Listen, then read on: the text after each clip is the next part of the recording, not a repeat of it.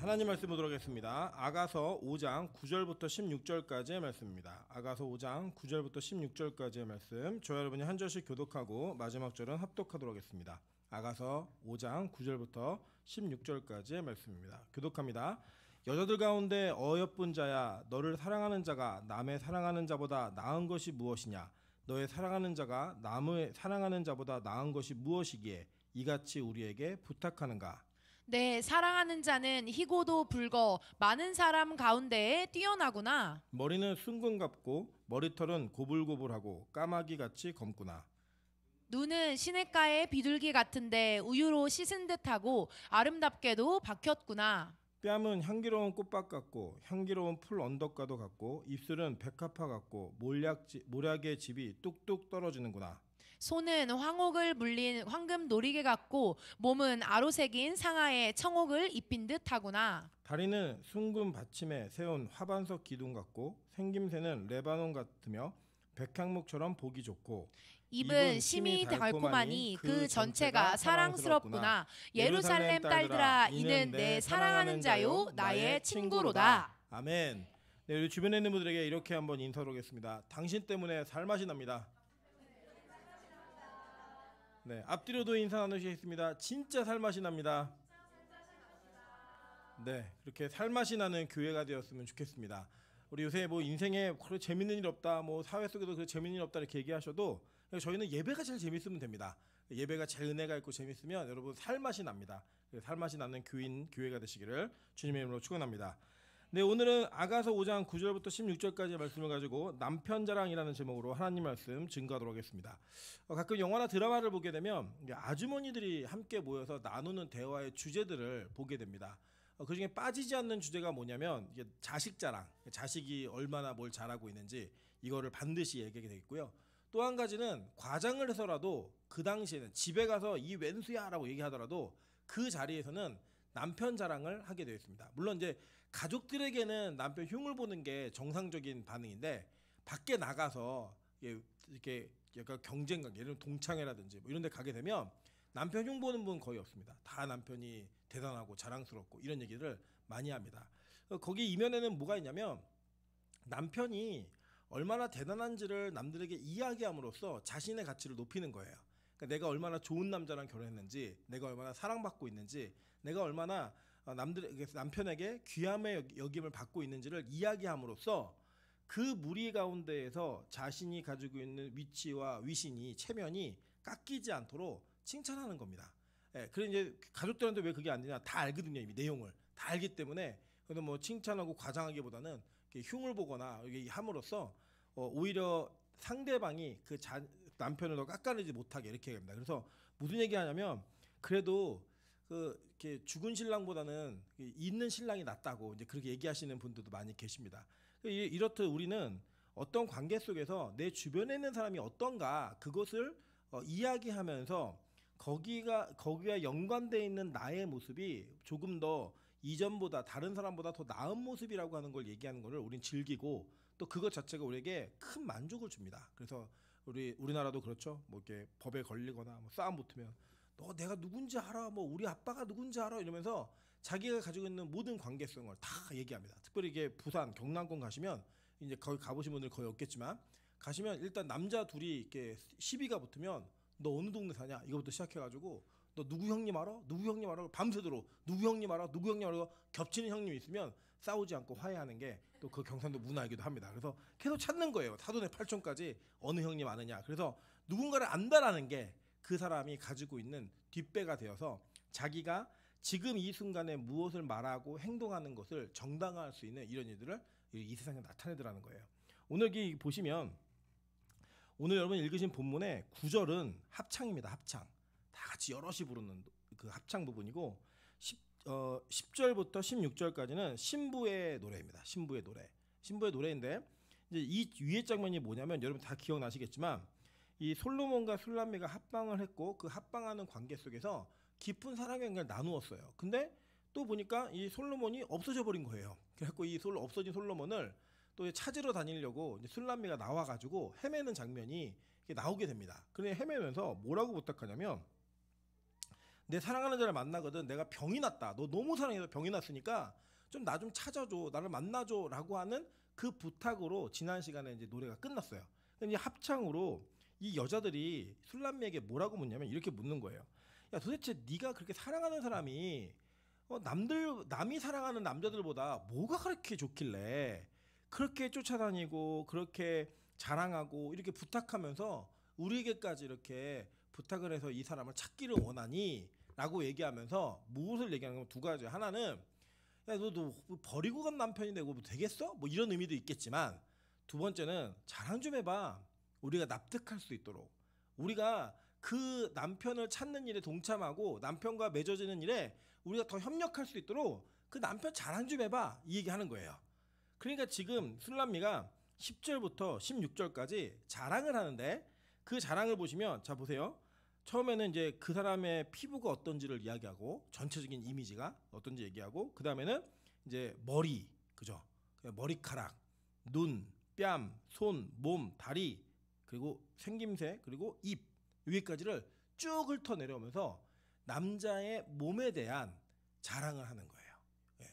여러분 이거 보시면 이게 일관성이 있죠. 왜냐면 이 전에는 여러분이 읽으신 것처럼 이 솔로몬이 술람미 여인의 눈으로부터 시작해서 머리부터, 머리카락부터 온몸, 뭐 가슴부터 시작해갖고 저렇게 밑에 하체까지 다 어떻게 사랑스럽고 예쁜지를 계속 얘기했잖아요. 이거를 누가 지금 하는 거냐면 반대로 술람미 여인이 하고 있는 겁니다. 그러니까 이 사랑의 교제는 서로 이 교제가 이루어져요. 쌍방간에 이루어져야지만 그 교제가 아름답게 이루어질 수 있는 거예요. 자, 예를 들면 이런 거죠. 예수님이 우리를 태초부터 사랑하셨다고, 태초 이전부터 사랑하셨다는 걸 우리 다 알죠. 그죠? 그러니까 여러분, 하나님만큼 그 찐득찐득한 스토킹을 하시는 분이 없어요. 그러니까 영원 전부터 우리를 사랑하셔서 여러분이 깨지든 부서지든 하나님 외면하든 그분은 초지일관, 일관성 있게 밤이슬을 맞고 아침이슬을 맞으면서 여러분 기다리셨잖아요. 그 기다리는 사랑이 분명히 있어요. 그런데 하나님은 또 뭘 원하시냐면, 하나님은 우리와의 인격적 관계를 원하시는 분이기 때문에 우리의 사랑 고백을 듣기를 원하신다는 거예요. 이게 너무나 중요한 겁니다. 왜냐하면 제가 보면 이게 외국 영화를 보면 부부간에 표현을 그렇게 많이 해요. 아침에도 키스하면서 보내주고, 뭐 달링, 허니, 뭐 이렇게 애칭이 있어요. 뭐 땅콩, 뭐 여러 가지 피넛 이런 부르면서 자기들끼리 애칭을 가지고 막 부르고 맨날 출근하는데도 맨날 키스하고 맨날 뭐 들어오면 뽀뽀해주고 안아주고, 이걸 항상 해요. 근데 우리나라는 어떻죠? 야, 가족하고는 뽀뽀하는 거 아니야. 그리고 야, 뭐 나갈 때 뭐 갔다 와. 뭐 그래 너 혼자 자. 뭐 얘기하면서 서로 이제 만나지 않고, 뭐 부인이 여자냐 막 이런 얘기하면서 서로 이렇게 막 이렇게 긴밀한 교제, 이게 별로 없어요. 그리고 이제 여성들, 우리나라 여성들이 이제 남성 입장에서 말씀드리는 거예요. 우리 여성들이 참 어려운 게 뭐냐면, 우리나라 여성들은 이렇게 표현 자체가 애매모호하고 솔직하지가 않은 부분이 많아요.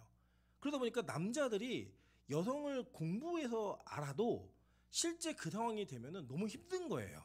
그러니까 예를 들면 이런 겁니다. 여자들이 나 살 빠졌어? 이렇게 물어보면 남자들은 그때부터 그 현상만을 얘기하는 거에 그냥 딱 집중해 있어요. 진짜 빠졌으면 빠졌다 얘기하고 쪘으면 쪘다 얘기하는데, 여자가 원하는 건 그게 아니라 예쁘다라는 말을 듣고 싶은데 그렇게 질문하는 거예요. 예를 들어 뭐 먹고 싶어? 라고 얘기하면 분명히 먹고 싶은 게 있는데 아무거나라고 얘기를 해요.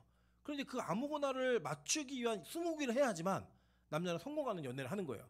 여러분, 그래서 대부분의 남자들이 되게 괴로워해요. 여성들이 말하는 언어가 어떤 의미를 함축하고 있는지를 참 어려워합니다. 그런데 여러분, 이게 뭐냐면 하나님과 관계도 마찬가지예요. 하나님 우리 마음을 다 아세요. 다 아시는데 그럼에도 불구하고 하나님을 향한 표현과 하나님을 향한 분명한 여러분의 사랑의 행동이 나타나야지 하나님과 교제하는 거예요. 여러분 한번 생각해 보세요. 여쭤볼게요. 하나님이 여러분 사랑하는 거 아시죠? 아시죠? 하나님 아무것도 안 하세요. 내 말 알지? 아무것도 안 하세요. 여러분 안 괴로우실 것 같아요? 괴로우실 것 같아요? 되게 괴로워요. 응답도 없고 감격도 없고 아무것도 없어요. 머리로 안다니까요. 하나님 우리 사랑하시는 걸.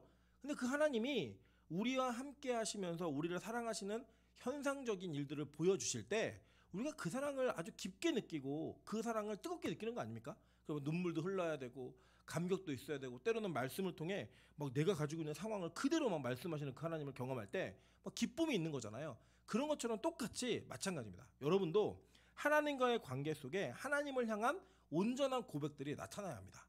그게 무엇이든 간에, 뭐 예를 들면 뭐 그게 시간을 드리는 문제일 수도 있고, 기도하면서 표현하는 내용일 수도 있고 또 하나님께 드리는 헌금일 수도 있고 뭐 하나님께 드리는 몸의 봉사일 수도 있고 뭐든 간에 내가 사랑하고 있는 하나님께 나의 표현을 해야 되는 거예요.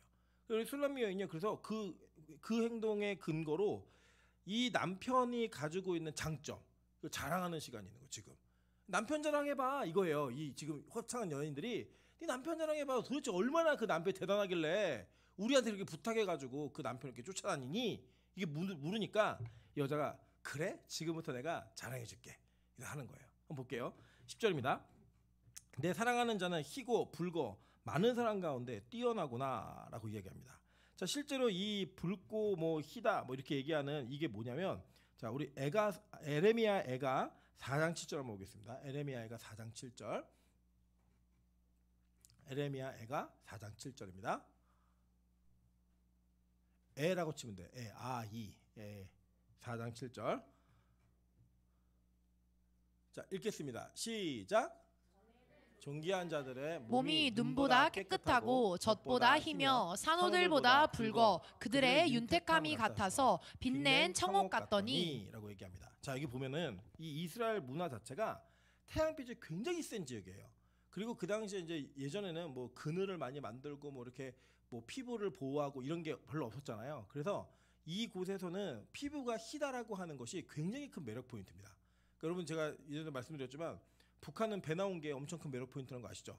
예, 우리나라는 이제 점점 잘 먹고 사는 거에 문제가 없다 보니까 먹으면서도 날씬하고 먹으면서도 몸이 쫙 이렇게 빠져 있는 사람들이 더 이렇게 매력 있는 사람으로 느껴지잖아요. 근데 문화권마다 다르듯이 이 나라에서는 이 고대 근동 문화에서는 피부가 하얀 사람은 굉장히 이렇게 그 희귀한 그러니까 없는 걸 좋아하는 거예요, 여러분. 그러니까 보면은 제가 보면은 이게 이런 게 있거든요. 우리나라 여자들이 서양 남자들한테 인기가 되게 많아요. 이유가 뭐냐면 흑발이 그렇게 예쁘대요. 근데 우리는 맨날 흑발만 오잖아요. 별로 감동적이지 않아서 오히려 흑발이 싫어가지고 막 머리 염색하고 그렇게 다니는데 이 외국인들한테 흑발이 엄청 큰 매력이에요. 그리고 이 사각진 얼굴, 각진 얼굴이 또 그렇게 외국인들이 좋아한다 하더라고요. 그러니까 자기들 나라에서 제대로 많이 볼 수 없는 그런 것들을 이렇게 좋아하고 선호하는 것 같은 약간 신비로움이 있는 것 같아요. 그래서 뭐 이제 우리나라 여성들도 이제 외국인 남자들 금발의 머리, 뭐 파란 눈 이런 사람들도 멋있잖아요, 그죠? 그런 것처럼 약간 이게 반대가 있는 것 같은데 이 문화권에서는 이 하얀 피부를 갖는 게 그렇게 어려웠던 것 같아요. 청옥 같은 피부. 동시에 뭐가 있냐면 붉은 기운 이렇게 얘기합니다. 우리 사무엘상 16장 12절부터 13절 볼까요? 사무엘상 16장 12절부터 13절. 3상 16장 12절부터 13절. 자 읽습니다. 시작. 이에 사람을 보내어 그를 데려오매 그의 빛이 붉고 눈이 빼어나고 얼굴이 아름답더라. 여호와께서 이르시되 이가 그니 일어나 기름을 부으라 하시는지라. 자 이게 누구냐면 14절 읽을게요. 시작. 사무엘이 기름 뿔병을 가져다가 그의 형제 중에서 그에게 부었더니 이날 이후로 다윗이 여호와의 영에게 크게 감동되니라. 사무엘이 떠나서 라마로 가니라. 자 12절 보여줄게요. 자 이게 어떤 내용이냐면 사무엘이 사울의 눈을 피해서 이 이새의 집에 가서 왕이 될 기름 부을 자를 찾는 장면입니다. 뭐 엘리압부터 시작해갖고 쭉 지나갔는데 아무도 없는 거예요. 하나님이 아니라고 얘기하고 버렸다고 얘기하고. 근데 저 말자가 있는데 데려올까요? 데려와. 그리고 데려왔는데 이 다윗을 첫 번째 소개하는 장면이 뭐냐면 자 보세요. 그의 빛이 붉고 눈이 빼어나고 이렇게 얘기해요. 그죠? 그러니까 붉고 눈이 빼어나다. 이게 뭐냐면 그 고대 근동 문화에서는 또 남자들은 그런 남자들이 멋있는 남자인 거예요. 여러분 예를 들면 저희 제자 하나가 펜싱 국가대표팀 물리치료사예요. 그리고 이제 이 친구가 여러 나라를 이렇게 다녀요. 여러 나라를 다니는데 헝가리에 갔더니 헝가리의 노숙자가 그렇게 잘생겼더래요. 이 꿈이 잘생긴 남자랑 결혼하는 거거든요. 갔는데 너무 잘생겼더래요. 그래서 거기서 저희 어머니가 그럼 거기서 결혼하지 왜 왔냐고 그랬더니 말이 안 통해서 그냥 왔다고 얘기를 하더라고요. 근데 이게 보면은 이 고대 근동문화에서는 붉은 몸을 가지고 있는 게 굉장히 큰 장점이었어요. 그 뭐냐면 여러분 잘 기억해 보시면 에서하고 야곱 기억하시죠? 에서란 뜻이 불다란 뜻이잖아요. 에돔이 그래서 그 붉은 이 계열을 따라서 얘기하는 건데 그 에서가 가지고 있었던 장점들을 이야기하면서 그의 붉음 이거 뭐냐면 되게 매력적이라는 거예요. 여러분 아시죠? 그 막 사냥하고 뭐 나갔다 들어오면 뭐 몇천만 원씩 벌어 들어오고 뭐 이런 남자가 에서였어요. 대신 야곱은 어떤 사람이었어요? 집에서 엄마랑 같이 소꿉놀이하고 막 이런 남자였거든요. 엄마 어떻게 하지? 엄마 커피 먹을까? 이렇게 물어보고 막 그런 남자였다고요. 그래서 이 가능성이 없는 남자 그리고 위대한 잘생긴 이런 걸 표현할 때 이 불다라는 이미지가 그런 이미지를 가져가요. 그래서 다윗의 첫 번째 이미지를 소개할 때 그의 빛이 나고 그가 어떻대요? 붉었다라고 표현하는 거예요. 그래서 우리는 이제 붉으면은 술 먹었나 이렇게 얘기하지만 이 그 이스라엘 문화는 붉은 피부, 하얀 피부 이런 것들이 굉장히 사람들이 남성미가 있고 고급스러운 이런 이미지를 가지고 있는 이런 내용이었습니다. 근데 여러분 이 다윗의 이미지는 누구의 이미지가 되죠? 예수 그리스도의 이미지가 되는 거예요. 그죠? 그래서 이 신랑이 가지고 있는 그 장점 그리고 그 근거가 이 아가서에 나타난 솔로몬의 몸을 기뻐하고 이게 그냥 단순하게 육체미를 자랑하는 게 아니에요.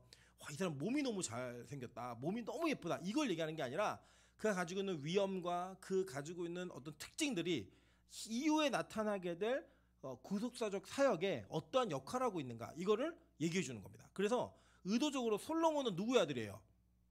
다윗의 아들이잖아요. 이 다윗의 아들인 솔로몬이 다윗과 같은 모습으로 있다라고 하는 것을 강조해 주는 거예요. 결국 우리는 다 예수의 모습으로 이렇게 변해가야 되는 존재들입니다. 그래서 우리 신랑이신 예수 그리스도는 다윗이 사랑받았던 것처럼 그리고 또 솔로몬이 이 여인에게 사랑받는 것처럼 우리에게도 그 예수 그리스도는 사랑받을 만한 충분하신 분이에요.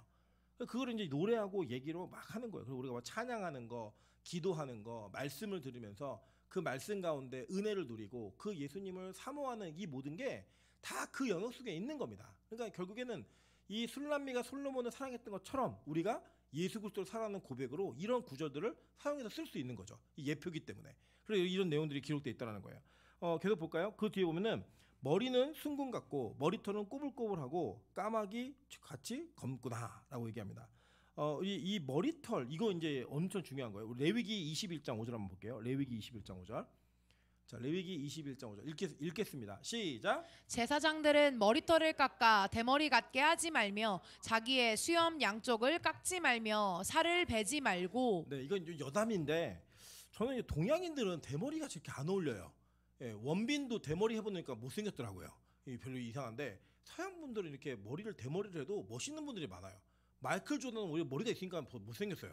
머리를 확 미니까 너무 그 웅장하고 뭔가 이렇게 그 갖고 있는 위험 카리스마가 더 나타나는데 한국에는 안 그렇더라고요. 여기 이 이스라엘 문화도 동양권 문화거든요. 동양권 문화인데 여기 보면은 그 이 머리털을 자르는 거, 머리털이 빠지는 거 이런 것들을 굉장히 이 연약함과 그 사람이 가지고 있는 단점으로 성경은 이야기해요. 성경이 그렇게 얘기한다는 거예요. 그 문화권 안에서 지금 이렇게 머리가 많이 빠지신 분들에게 뭐 이렇게 하는 거 아니에요. 저도 많이 빠지는 사람이기 때문에 굉장히 그 괴로움이 있습니다. 저는 이제 옛날에 어렸을 적에는 이 머리숱이 하도 많아갖고 미장원을 가면은 머리숱이 이렇게 많아서 어떻게 사냐고 얘기하면 머리숱을 쳐주는 사람이었는데 29살 때 논문을 쓰다가 머리털이 다 빠졌어요.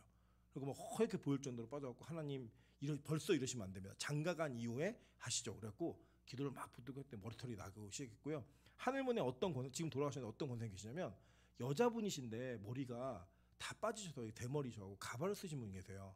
근데 아들한테 예수를 믿으라고 크게 전도했더니 아들이 장난처럼 엄마 머리 나면 나 예수 믿겠다고. 그리고 권사님이 기도하신 거예요. 하나님 우리 아들 예수 믿게 나 머리 좀 나게 해달라고. 정말 흑발이 나셔가지고 머리가 다 나셔서 그 아들이 예수 믿었고 이 어머니가 아들 예수 믿게 하고 한참 기도원에서 신앙생활하다 돌아가셨어요. 나이가 연세가 많으셔가지고. 그런 일도 물론 있습니다. 그래서 이제 이 머리털이 빠지는 것 자체가 굉장히 수치스러운 일이었어요. 그래서 실제로 이 문화권에서 머리 빠지는 거 어떻게 얘기하나 한번 보도록 할게요. 우리 사무엘하 14장 26절 한번 볼게요. 사무엘하 14장 26절. 사무엘하 14장 26절입니다. 자, 시작. 그의 머리털이 무거움으로 연말마다 깎았으며 그의 머리털을 깎을 때 그것을 달아본즉 그의 머리털이 왕의 저울로 200세겔이었더라. 예를 들면 압살롬의 이야기입니다. 그러니까 압살롬이 얼마나 멋진 외모를 갖고 있었냐면 머리가 막 너무 무성해가지고 머리를 이발을 잘 안 했어요. 이스라엘 백성들. 왜냐면 이 이발하는 것 자체를 이게 안 좋은 걸로 여겼고 이게 민수기에 보시면 머리털 끝도 상하지 말게 하라 합니다. 민수기 6장 5절 한번 볼까요? 민수기 6장 5절. 자, 시작. 그 서원을 하고 구별하는 모든 날 동안은 삭도를 절대로 그의 머리에 대지 말 것이라. 자기 몸을 구별하여 여호와께 드리는 날이 차기까지 그는 거룩한즉 그의 머리털을 길게 자라게 할 것이며. 그게 나실인의 서약이거든요. 그래서 이 삼손의 머리털 안 깎는 거 있잖아요. 그 삼손은 사무엘 그 사무엘은 그 평생 나실인이에요. 평생 나실인이어서 이 사람은 머리를 안 깎은 사람이 평생토록 묶고 이렇게 우리 상투 틀듯이 그렇게 하는데 여기 꼬불꼬불하게 구렛나루도 계속 꼬불꼬불 길러요. 그래서 그 여러분이 그 이미지로 보시는 그 예수님은 이스라엘 사람 아니에요. 그런 머리 아닌데 머리가 굉장히 길고 많은 풍성한 것은 그 남성으로서의 매력을 자랑하는 거예요. 그리고 여기 뭐라고 얘기하면 머리털이 꼬불꼬불하고 까마귀같이 검구나라고 얘기해요. 그리고 뭐냐면 이게 까마귀는 사실 부정된 색이긴 한데 까마귀 색깔이 어떻죠? 완전 새까맣잖아요. 눈동자까지 새까맣잖아요. 그래서 그 까마귀 깃털처럼 머리가 까맣고 풍성하다. 이걸 얘기해주고 있는 거예요 지금. 그러니까 솔로몬이 엄청 머리숱이 많았어요. 예, 머리숱도 많았고 피부도 뭐 흰 데는 희고 붉은 데는 붉고 막 이래갖고 굉장히 고품격의 건강미가 있는 그런 모습이었다. 이게 술람미가 얘기하는 거예요. 이거 얘기 들으면 이런 거예요. 야, 너 신랑 자랑 좀 해봐. 그랬더니 얘기하는 거예요. 우리 신랑 원빈 닮았어. 네. 이렇게 얘기하는 거. 우리 신랑 BTS의 비 닮았어. 뭐 얘기하는 거예요. 네. 지민이 닮았어. 막 얘기하는 거예요. 그럼 이제 사람들이 뭐라 그랬어요? 부럽다. 대단하다 너. 뭐 이런 얘기 하겠죠. 그렇게 지금 신랑을 자랑하고 있는 거예요. 계속 볼게요. 뒤에 보니까 눈은 시냇가의 비둘기 같은데 우유로 씻은 듯하고 아름답게 박혔구나라고 얘기해요. 저희 보면은 이게 이제 학자들이 여기에 치아라는 단어가 분명히 생략돼 있을 거다라고 얘기를 해요. 그래서 첫 번째 눈은 시냇가의 비둘기다라고 얘기하는 거는 이미 솔로몬이 술람미 여인을 사랑으로 칭찬할 때 그의 눈이 뭐라고 얘기했죠? 비둘기 눈 같다라고 얘기했어요. 그 무슨 눈이에요? 평화로운 눈이에요. 평화로운 눈. 오늘도 집에 들어가시면 우리 남편과 부인을 바라보시면서 비둘기 눈 뜨시기를 소망합니다. 네, 우리 옆에 있는 분들에게 이야기합시다. 쳐다보면서 비둘기 눈은 그렇게 뜨는 거 아닙니다. 네. 네. 비둘기 눈은요 평화를 주는 눈이에요. 평화를 주는 호수같이 막 맑은 눈. 우리를 얘기하면 네 눈에 빠지고 싶어 뭐 이렇게 얘기할 정도의 평안함이 있는 눈이 이게 비둘기 눈이에요. 그래서 우리 기독교인들은 예배를 드리고 집에 갈 때는 무슨 눈으로 들어가야 된다? 비둘기 눈으로 들어가야 된다. 늑대의 눈으로 뱀의 눈으로 쳐다보지 마시고 이 비둘기 눈으로 탁 들어가시는 거예요. 그 들어가서 이 비둘기 눈을 얘기할 때 서로 바라보면서 한쪽만 비둘기면 안 돼요. 예, 같이 비둘기여야죠. 그래야 가정에 평화가 오죠. 그래서 이 솔로몬도 이 술람미도 솔로몬을 얘기할 때 네 눈도 비둘기 같아라고 얘기하는 거예요. 그리고 뒤에 볼게요. 우유로 치아가 가로예요. 치아가 우유로 씻은 듯하고 아름답게 박혔구나라고 얘기해요. 창세기 49장 10절부터 12절 보겠습니다. 창세기 49장 10절부터 12절. 자, 시작. 규가 유다를 떠나지 아니하며 통치자의 지팡이가 그 발 사이에서 떠나지 아니하시기를 실로가 오시기까지 이르리니 그에게 모든 백성이 복종하리로다. 그의 나귀를 포도나무에 매며 그의 암나귀 새끼를 아름다운 포도나무에 맬 것이며 또 그 옷을 포도주에 빨며 그의 복장을 포도즙에 빨리로다. 그의 눈은 포도주로 인하여 붉겠고 그의 이는 우유로 말미암아 희리로다. 라고 얘기합니다.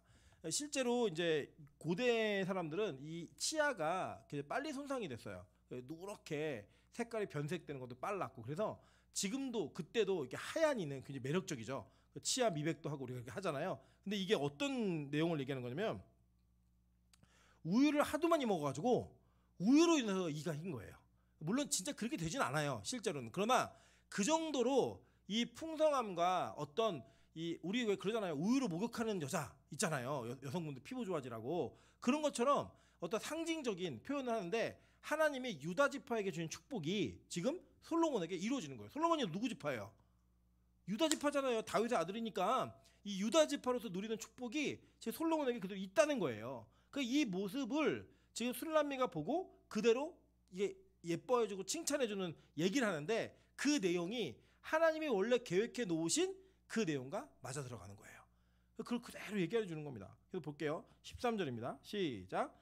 뺨은 향기로운 꽃밭 같고 향기로운 풀 언덕가도 같고 입술은 백합화 같고 몰약의 즙이 뚝뚝 떨어지는구나. 자, 이게 뭐냐면 실제로 이제 이 그 이스라엘 사람들은 수염을 안 깎아요. 이 수염을 깎는 건 굉장히 치욕스러운 일이었어요. 한번 볼까요? 성경에 사무엘하 10장 4절 한번 볼게요. 사무엘하 10장 4절.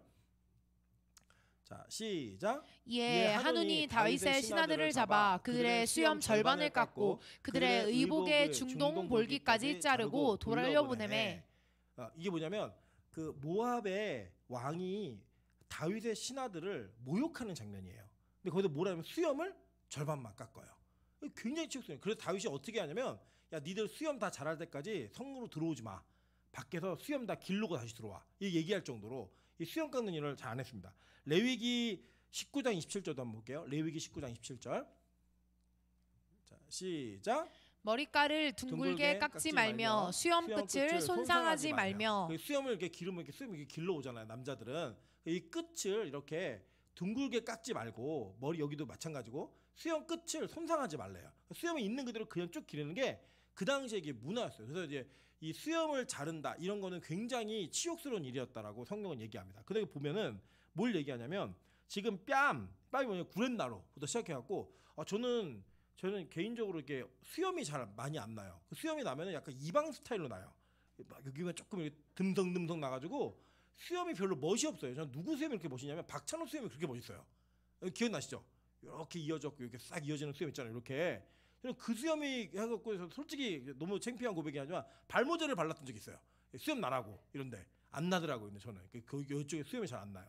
근데 이 그 솔로몬은 이 뺨이 보세요. 뭐라고 얘기하냐면 향기로운 꽃밭 같고 향기로운 풀 언덕과도 같고 이렇게 해요. 여기 막 수염이 무성한 거예요. 네.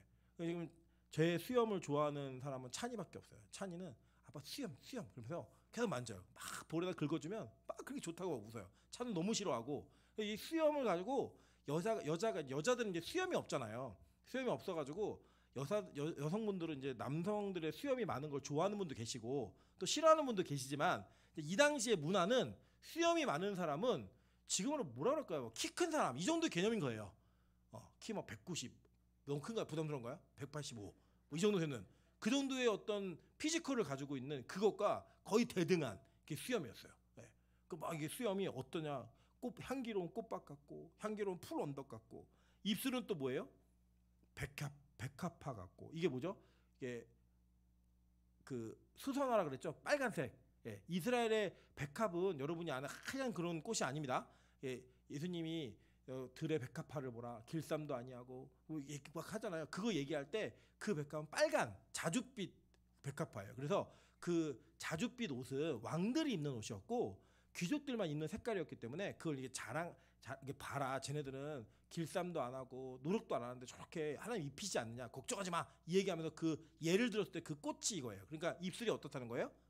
빨갛고 그죠? 입술이 붉고 수염이 막 이렇게 나 있고 그러니까 지금 여러분에게 별로 매력적이지 않을 수 있지만 근데 이렇게 난 거는 굉장히 제 여동생은 그 수염 난 여자가 멋있대요. 이렇게 막 가슴에 털 있고 이런 거 그렇게 멋있다고 얘기하더라고요. 전 더러워 보이는데 제 여동생은 어떻게 한번 취향이 좀 다르니까 지금 이 술람미가 막 자랑할 때마다 막 여인들 다 죽는 거예요. 막 그렇게 멋진 남자가 막 왕이야. 거기다가 왕에다가 똑똑하죠. 뭐 재판 잘하죠. 잘생겼죠. 아버지가 다윗이에요. 뒷배경도 집안도 좋죠. 막 이런데 생김새도 막 멋있는 거예요. 이거 완소남이에요. 완소남. 모자른 게 없는. 예. 이게 왜 이렇게 써 있는지 아세요? 우리 예수님이 그런 분이라는 거예요. 예. 여러분의 이 땅의 연예인보다 예수님 더 좋아하셔야 됩니다. 아멘이 별로 크지 않네요. 예. 어쨌든 그래서 이 뒤에 보면은 모략의 즙이 뚝뚝 떨어지는구나라고 얘기합니다. 이 모략은 올리브유예요. 예, 감람유라고도 얘기하죠. 올리브유인데 이 올리브유는 언제 쓰였냐면 장례 때 쓰였어요, 여러분. 그래서 이 모략 예수님이 태어나셨을 때 동방박사가 예수님께 선물을 드리잖아요. 황금과 유황과 모략을 드리잖아요. 그게 다 나중에 우리 마태복음 배울 거예요. 배우실 건데 이 세 가지가 다 예수 그리스도의 사역을 예표하는 상징적 물건들이었어요. 그 중에 모략은 뭐냐면 장례 때 쓰는 기름을 발라서 이 부패 속도도 늦추고 냄새가 나지 않도록 만드는 그런 기능을 하는 그런 역할이었습니다. 그래서 이 솔로몬에게 뭐가 막 뚝뚝 떨어지는 거예요? 모략의 즙이 떨어진다. 그래서 우리 배웠죠. 지난 시간에 이 문빗장에다가 막 열라고 노력했는데 막 급히 나가 보니까 문고리에 모략즙이 막 묻어있다 막 얘기하잖아요. 그 내용이 연결돼 있는 거예요. 이거하고. 그래서 예수 그리스도의 사역이 어떤 사역인지를 성경은 계속적으로 구약에서부터 얘기했어요. 그러니까 예수님은 자신이 이 땅에 오셔서 무슨 일을 하셔야 될지를 알고 오셨어요. 그 알고 오신 그 사역이 너무나 무겁고 힘든 사역이었지만 그 힘든 가운데에서도 그 뜻에 순종하기 위하여서 우리를 위해 생명을 주시는 것까지 아끼지 아니하는 그런 모습으로 우리에게 신랑을 오신 거예요. 여러분 제가 지난주에도 말씀드렸죠. 바울이 우리에게 권면을 할 때 여자들은 부인들은 아내들은 남편에게 뭐하라 그랬죠? 순종이요? 아니에요. 복종하라 그랬어요. 복종. 그러니까 이게 더 심한 거죠. 근데 남편들에게 뭐라고 얘기하죠? 그리스도께서 교회를 위하여 몸을 내어주신 것처럼 뭐하래요? 사랑하라 얘기했어요. 그러니까 사실은 누가 희생을 더 많이 하는 거예요? 네? 여자가요? 여러분 이게 그리스도께서 교회를 위해 몸을 내주신 거 어떻게 되는 건 죽은 거예요. 네. 여자들은 복종만 하면 되는데 남자는 죽어야 돼요. 여자를 위해서. 네. 그리고 이게 엄청 무게가 차이가 다른 거예요. 여러분 복종은 그냥 하면 돼요. 그냥 마음이 없어도 하는 척만 하면 순종하는 건데 남자는 어떻게 돼요? 죽어야 돼요. 네. 이제 무슨 얘기가 나와가지고 제가 그랬어요. 야, 나 만약에 신장 이식 TV에서 뭐 그런 나온 거예요. 신장 이식 그 닥터 뭐죠? 보시잖아요. 왜? 엄정화 나오는 거. 차정수 거기에서 이제 신장이 문제가 생겨가지고 그죠? 그 이제 신장 기증을 해야 되는데 남편이 그걸 못하고 막 시어머니가 안 된다고 말리고 막 이래서 결국엔 나중에 막 욕하고 막 그러잖아요. 근데 그걸 보면서 제가 물었어요. 저희 아내한테 나 해줄 거야? 그랬더니 해준대요. 예, 그래서 제가 뭐 거기선 그렇게 말해야겠죠. 안 해준다 그러면 난리가 날 거니까. 그래서 저한테도 묻더라고요. 해줄 거냐고. 그래서 제가 그랬죠. 우리 집안 신장이 약해. 제가 그랬죠. 예, 농담으로 저 해줘야죠.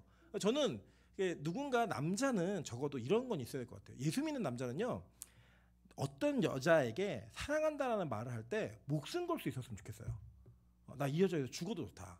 그게 예수님보다 앞서는 그런 개념이 아니라 예수님께서 교회를 위하여 몸을 내어주신 것처럼 아내를 사랑하라고 했잖아요. 그러니까 적어도 결정적인 시기가 딱 다가오면 저희 우리 아내 없으니까 이제 마음껏 얘기하죠. 지금 나갔습니다. 네. 진짜 아내를 위하여 죽어야 될 때가 된다. 그럼 죽을 수 있는 그 정도의 마음이 있어야 사랑한다고 얘기해야 되는 것 같아요. 저도 그리스도인 남편들이라면. 그래서 여러분 예수 믿는 남자하고 결혼하세요. 예수 믿는 남자는 이 정도의 각오 갖고 결혼을 해야 되는 거예요.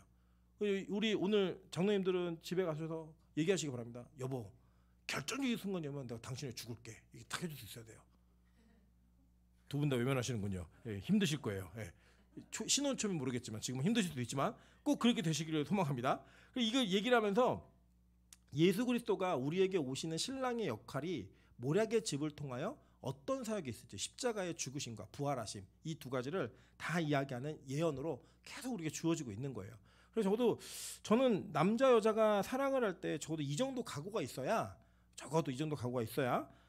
결혼도 하고 연애도 하는 거라고 생각을 합니다. 그래 이 정도 안 되면 하지 마세요. 이 정도 아니면은 안 하는 게 더 좋을 수도 있어요. 괜히 뭐 덜 사랑하니 더 사랑하니 이런 거 하지 말고 제가 저희 사실 뭐 제 개인사를 좀 말씀드리면 저희 어머니가 항상 이렇게 반대하셔서 저는 결혼을 못했거든요. 그러니까 어머니랑 그 일 때문에 상당히 많은 갈등을 많이 겪었어요. 많이 겪었는데 제가 저희 아내랑 결혼을 해야겠다라고 딱 결단을 하고 저희 어머니한테 말씀드릴 때 이렇게 말씀드렸어요. 이번에도 반대하면 내 인생에 결혼 없습니다. 딱 그 얘기했더니 저희 어머니가 반대를 바로 안 하시고 뭐라고 얘기하시냐면 엄마한테 일주일만 시간을 줘 이렇게 얘기하시더라고요. 그래서 이제 이 결혼이 되기까지 참 우여곡절이 많았지만 제가 딱 그 마음의 결단 내린 거예요. 나 이번에도 만약에 이 사람과 안 된다고 얘기하면 내 인생에 결혼 없다. 제가 그걸 딱 마음에 결정하니까요. 그게 되더라고요. 예. 그러니까 제가 그 전에는 그 결단 안 했던 것 같아요. 예. 이 사람이 안 돼도 다른 사람이랑 해야지 이런 마음이 있었던 것 같은데 근데 이 여자 아니면 다시는 내 인생에 결혼 없다. 이 결단을 가지니까 되더라고요. 우리 그런 결단으로 주님 앞에 나아가길 소망합니다. 결혼 그렇게 할 수 있어요. 진짜로. 그렇게 이루어지는 그 사랑 속에서 이제 얘기하는 거 그 뒤에 보면요. 손은 황옥에 물린 황금 노리개 같고 이 손이 뭐냐면 그 당시 이스라엘 사람들은 우리 성경에 보면 여호와의 손이 이런 표현 많이 하잖아요. 그 손은 그 사람의 능력을 나타내는 기준이었어요. 손이. 그래서 지금 얘기하면 기술직이 있는 사람들은 손이 난 재산이야 이렇게 얘기한 것처럼 오른손이 특별히 오른손이 하나님의 능력, 하나님의 오른손이 이렇게 얘기할 때는 그 하나님의 능력 전체가 이걸 얘기하는 거예요. 근데 이 솔로몬의 손이 어떻게 생겼어요? 황옥을 물린 황금 노리개 같고 멋지죠. 네. 이 얼마나 능력 있는 남자들을 보여주는 거예요. 솔로몬. 그러니까 남편 자랑 좀 해봐. 그랬더니 우리 남편 어떤 남편인지 알아? 그러면서 남편 자랑하는데 잘생겼지, 머리털 많지, 가슴에 털도 많지, 막 구릿나루 막 왕성하지, 막 그러면서 얘기하는 거. 막 입술도 빨갛지, 막 모략집이 뚝뚝뚝 떨어지지, 막 손이 황금손이야. 네. 우리는 마이더스의 손이 아니라 마이너스의 손이죠. 건들기만 하면 막 망가뜨리고 막 이러는데 마이더스의 손, 막 되게 뭐 황금을 몰린 노리개 같은 이런 손이 있는 그런 남편이라는 거예요. 그리고 뒤에 뭘 얘기했냐 볼게요.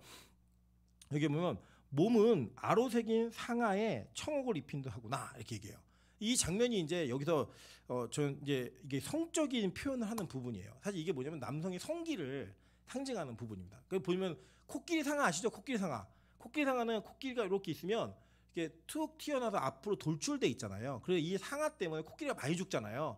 이 상아가 고대에도 지금도 굉장히 귀한 물품입니다. 그래서 이 상아를 죽고 상아로 새긴 뭐 이런 거 굉장히 비싸게 해서 지금은 코끼리 사냥이 금지돼 있죠. 그 상아 때문에 코끼리가 많이 죽었기 때문에.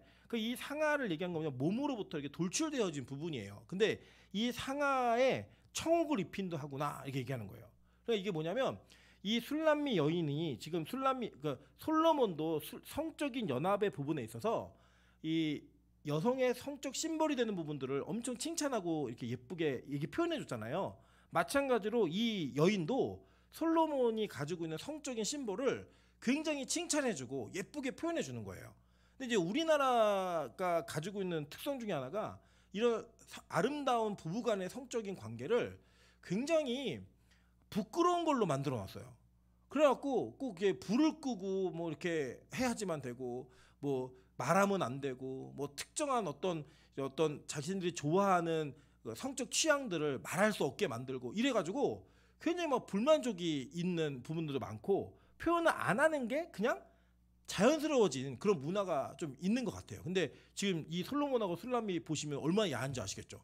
막 얘기하면서 이게 너의 가슴은 얼마나 예쁜지 알아? 100만 불짜리야 막 이러면서 막 칭찬해주고 여자는 또 솔로몬에게 나는 당신의 그 성적 심벌에 항상 만족하고 너무 고귀한 가치가 있는 누구와도 바꿀 수 없는 막 이런 표현들을 해가면서 서로가 가지고 있는 성적 심벌을 막 칭찬해주는 거예요. 그러니까 막 이런 얘기를 사실 부끄럽게 못할 얘기가 아니라 원래 부부 사이에서는 자연스럽게 할 수 있는 이야기예요. 자연스럽게.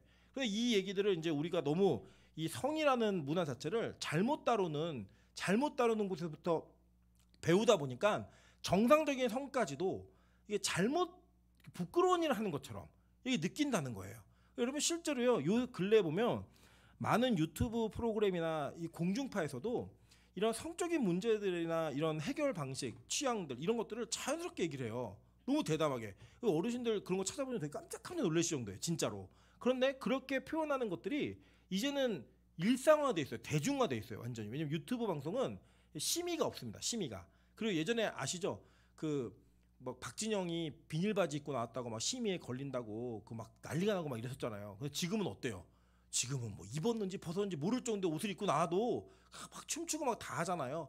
막 이런 것들을 보면 문화가 계속 변해가고 있어서 이 세상의 문화는 성을 잘못된 관점에서 문란하게 다루어요. 근데 우리 교회에는 기독교인들은 이런 성의 문화를 제대로 올바르게 가르치지 않고 자꾸 숨기고 이상한 것처럼 만들어 버리니까 교회가 건강한 성의 문화를 가르칠 수 없는 분위기까지 가버리는 거죠.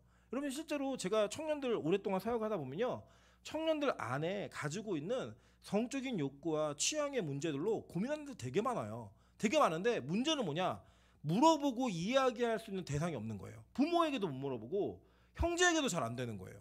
그러니까 이게 자꾸 자기 혼자 이상한 데서 독학을 하는 거예요. 뭐 야동 보고 독학을 하든지 이상한 뭐 글을 읽는다든지 이상한 정보를 접한다든지 심지어 이게 해결이 안 되면 막 이상한 업소 드나들고 막 이런 일들이 비일비재하게 나타나니까 자꾸 잘못된 의식들이 막 생기는 거죠. 근데 저는 이게 좀 바뀌어야 된다고 생각해요.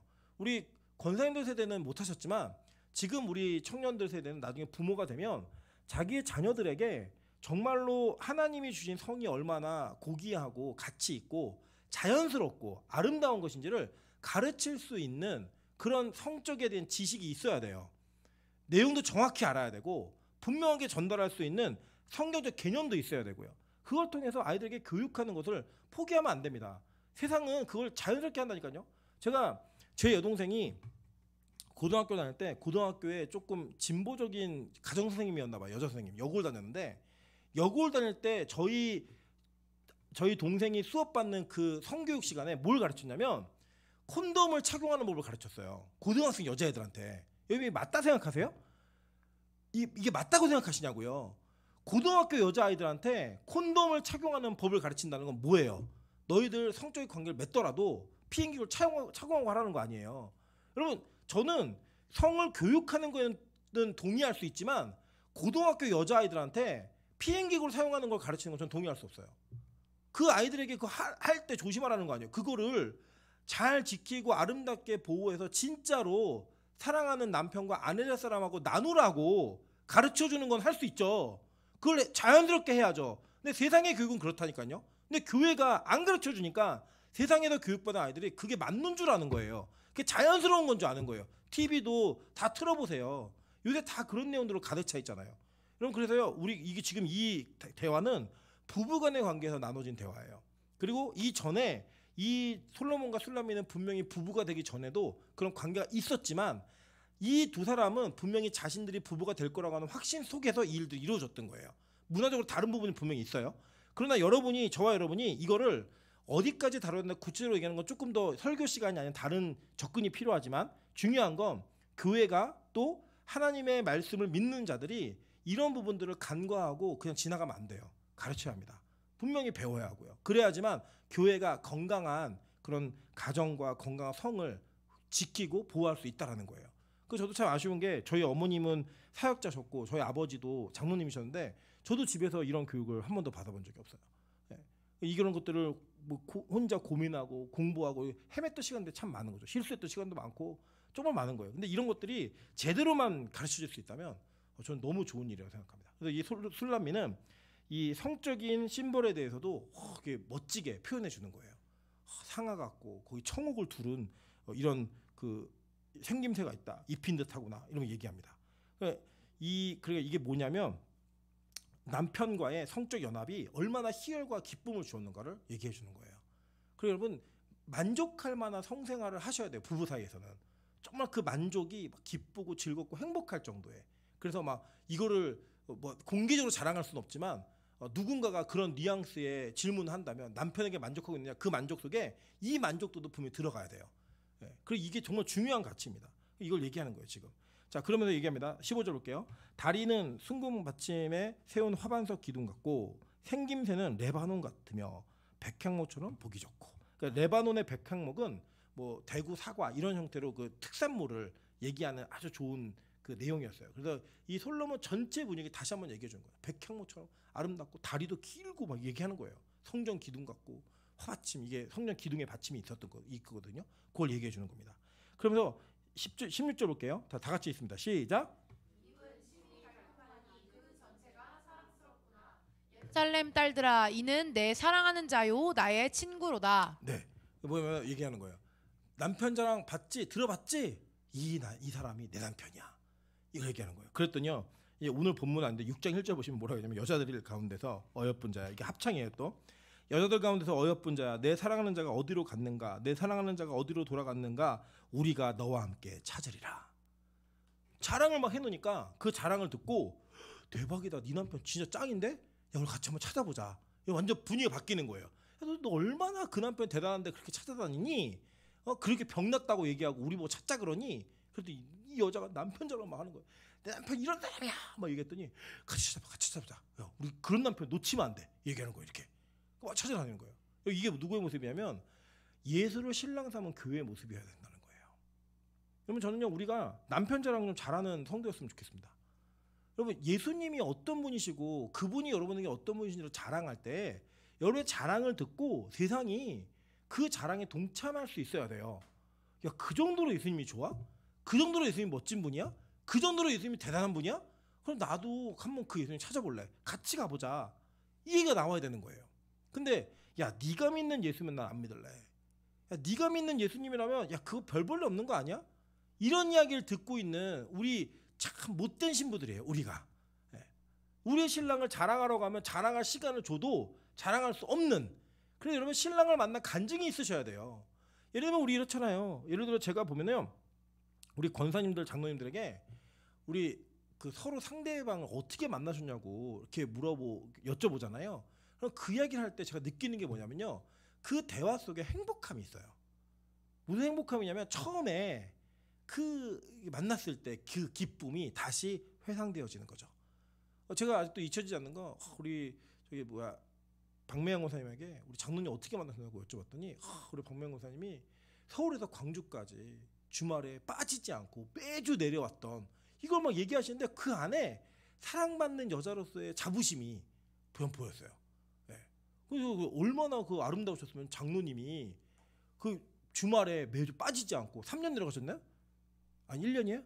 네, 1년 동안 광주까지 서울에서 내려가시는 그 열심으로 막 밤이슬 맞아가면서 새벽이슬 맞아가면서 지키고 있다가 권사님이 맹장으로 쓰러졌을 때 얻고 뛴 것 때문에 이런 일이 벌어진 거예요. 그게 막 얘기가 되면 얼마나 기쁘세요. 제가 예전에 우리 승권사님한테 여쭤보니까 우리 최영석 선생님이 병원에 드나드시면서 이제 왔다 갔다 하실 때 우리 병원에 계신 우리 승권사님을 보고, 승권사님 이렇게 촬영하는 그 맞죠? 그 하셨죠? 그 하실 때 그 권사님 아름다움을 보고 확 쫓아다녀가지고 교회만 다니면 내 결혼하겠다. 그랬더니 정말 그 얘기만 했더니 교회만 다니신다고 막 섭섭하게 말씀하시는 걸 제가 아직도 기억을 해요. 근데 그때 이 권사님들의 모습과 대화 속에 행복함이 있어요. 행복함이 어떻게 만났는가, 사랑받았던. 여러분 그게 결국은 우리가 이 세상에서 예수를 만날 때 해야 되는 자랑이에요. 내가 예수를 믿었더니, 예수를 만났더니, 예수님과 함께 살아봤더니 너무 행복하더라, 너무 기쁘더라. 그래서 누군가 우리 얼굴을 보고 너 도대체 왜 이렇게 좋아? 너 왜 이렇게 바뀌었니? 너 왜 이렇게 행복하니? 나 예수 믿어서 그래. 내가 진짜 참 신랑을 만나는데 그 신랑 정말 대단해. 너무 좋아. 나 이 신랑 못 놓쳐. 확 자랑을 하니까 주변에서 그래? 그럼 우리 같이 찾아보자. 그런 신랑이라면 나도 한번 만나보고 싶고 내가 구경이라도 한번 해봐야겠다. 이런 마음으로 돌아오는 은혜가 있어야 되는 거예요.